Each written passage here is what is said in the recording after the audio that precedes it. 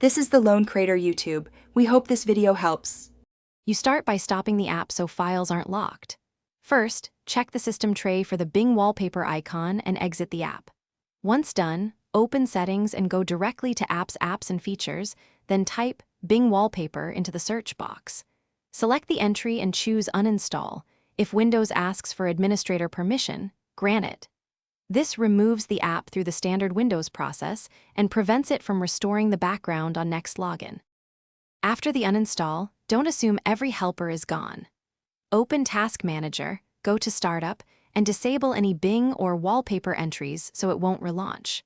Then open File Explorer and paste %localappdata% and %appdata% one at a time. Remove any remaining folders named Bing, Bing Wallpaper, or Wallpaper. Also launch Task Scheduler and look under Task Scheduler Library for tasks created by Bing Wallpaper. Disable or delete those tasks. These steps stop background agents and schedule downloads that would restore the image. Finish by restarting Windows so remaining services stop and default personalization takes effect.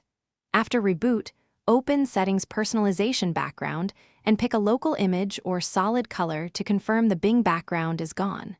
If the wallpaper still appears, it likely cached or a service remains.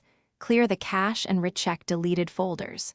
If uninstall was blocked, open an elevated PowerShell and run Remove Apps package with